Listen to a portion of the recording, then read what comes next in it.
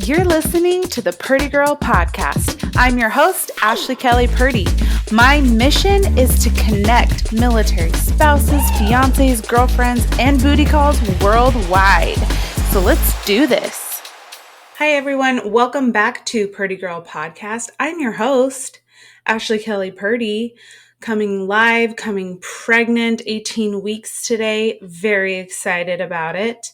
Started doing a little bit of baby shopping. First on the docket is a rocking chair, or I shouldn't say rocking chair because I just think of like those olden wood rocking chairs. It's not going to be like your grandma's rocking chair. You know what I mean? It's going to be like the most comfortable thing I ever sat in because I feel like I'll basically be living in that thing. So I've heard from my other mama friends.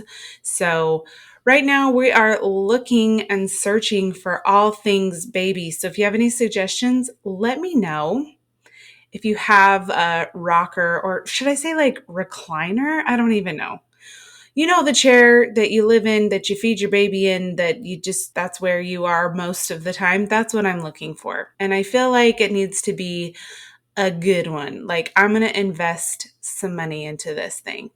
Anyway, happy Monday. Happy March. New month, new intentions. Did you write out your March intentions yet?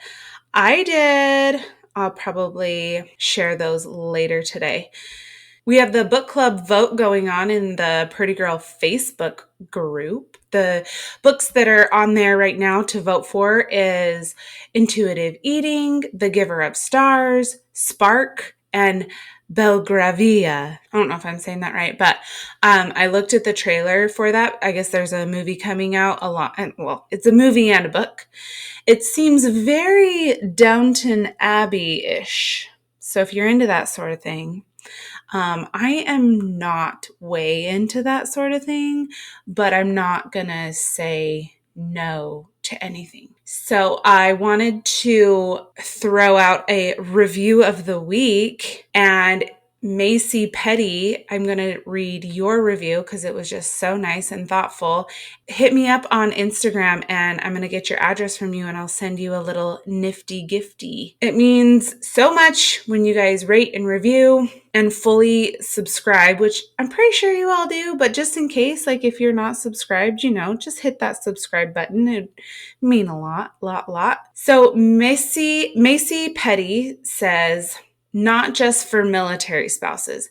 By the way, I'm so glad she wrote this review because it really inspired the whole podcast today. So appreciate it. She said, Ashley, I freaking love you. I really appreciate your vulnerability and transparency. I just started listening, but I'm loving the podcast and I'm going to start journaling my dreams stat. You're also just adorable and hilarious, which is fun to listen to. You go, girl. Okay, thank you. That's so nice. The best part about her saying all of that, so many nice things. I'll log that away, put that in my back pocket for when I'm having a bad day. But when she says not just for military spouses, I definitely am not just for military spouses. And I'm sure if you've been listening to me, since I started back in August, you probably picked up on that a little bit. It's more for military. It's about the military, but it's not about the military at all, which is just kind of my life in a nutshell. In the beginning, I actually had a lot of people suggest to not advertise the podcast in that way. I think most people that connect with me actually aren't military spouses. I am for sure not that typical military spouse, whatever that is. I don't feel like I am.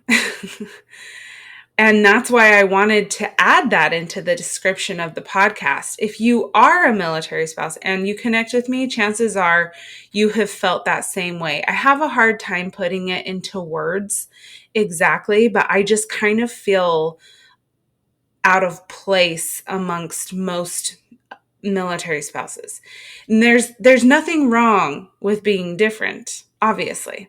I love being different. So the last thing I'm about to do is change and conform into whatever, quote, wife the military expects. Hard pass. Absolutely not. And by the way, those expectations are all just my observations. By the way, it's not like anyone's saying, this is what is expected as a military wife. Like, no one says that, but there is a weird expectation. I can't really put my finger on it. And if you know what I'm talking about, then you know what I'm talking about. And I'm just not about that life. I've always felt it's important to have my life separate from the military.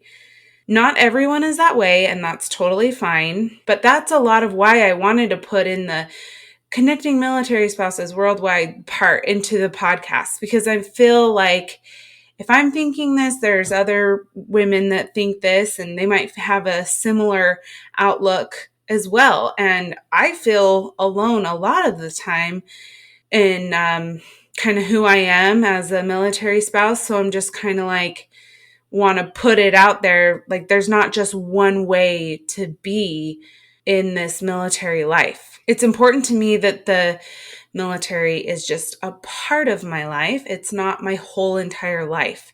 I'm not going to be that spouse that wears Bennett's rank on my sleeve or have all the acronyms correct.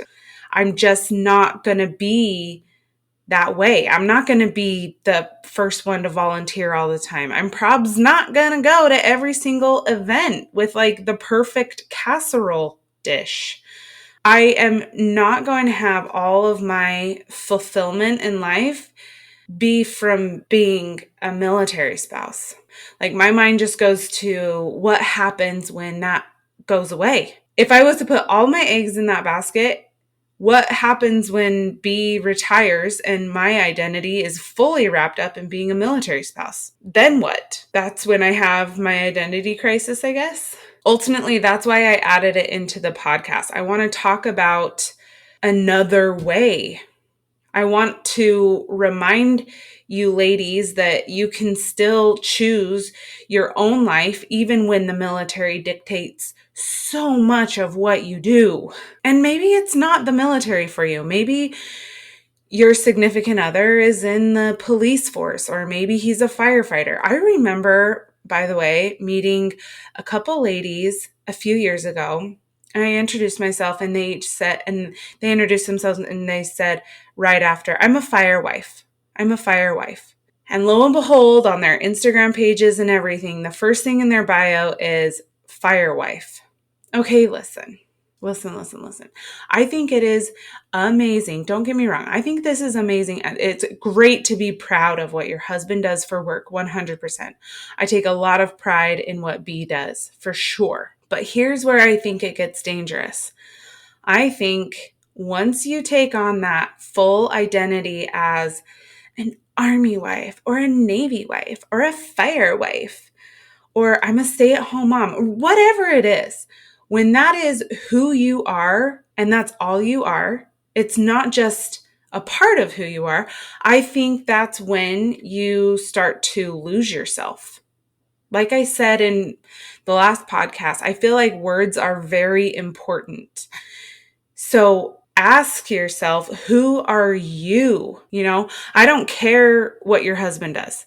Who are you? What do you like? Of course I want to know about your life and your husband and your kids and job, but also who are you as a person, as a woman? You're not just your husband and your kids. I'm very aware of how I introduce myself to people now. A couple years ago, I went to Lori Harder's event, the Bliss Project. I went alone to this women's conference in California. I roomed with two total strangers and ultimately learned so much about myself. One huge takeaway was this little icebreaker she had us do on the first night. We had to go up to a complete stranger, introduce ourselves, and say a couple things about who we were. Then after doing that, me and this stranger I just introduced myself to had to find one more person, and she had to introduce me to this other girl. It was so cringe, you guys, when she introduced me. And not because of her at all. She said everything I said to her. And it hit me in the face like, is this seriously how I'm introducing myself to people? How boring. She's a dog mom and a fitness instructor. The end. And I was like, oh my gosh, I feel like I'm so much more than that. Why didn't I mention I love to volunteer with Big Brothers Big Sisters? Why didn't I mention I love to read and write and explore new places with my husband, or that I love to sing karaoke and cook?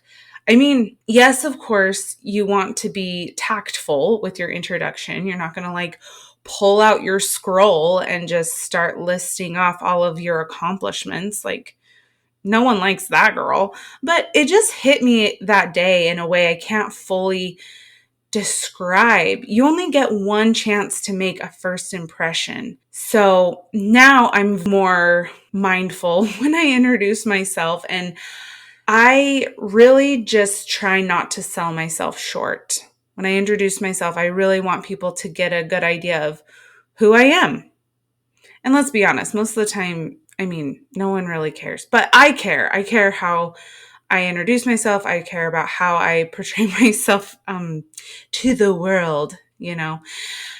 But have you ever thought about that? Like, have you ever thought about how you introduce yourself? I feel like it represents how you are showing up in the world. How are you showing up in the world? Are you showing up for everyone else, or are you showing up for yourself first so that you can be the kind of person you want to be for other people?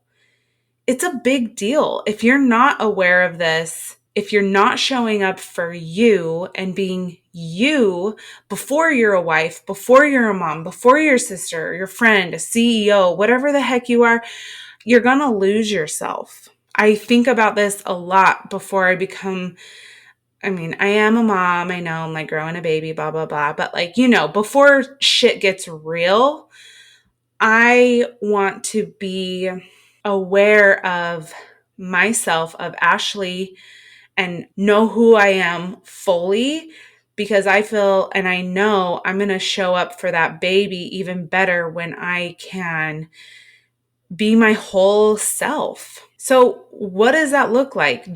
How do you know who you are fully? I think it's having solo time, having that alone time, doing some journaling, really figuring out what you like, what you don't like, and holding on to that so tight and not letting outside influences really dictate who you are. So find out who you are and tap into her every freaking day, and it will spill out into your other relationships in such a positive way. You're not going to feel like you're living your life for everyone else except for you. Take charge of your life and love yourself first, and you'll be able to love others even better. So that's it for today, you guys. Thank you so much for listening. Please share this with a friend and leave a review if you haven't already. I'm going to announce the March Book Club book this week, so make sure to vote if you haven't yet. And love you guys, and I will see you on Wednesday. Thank you for listening to Purdy Girl Podcast. If you have a second, please rate and review and share this podcast with somebody you think would love it. See you next week.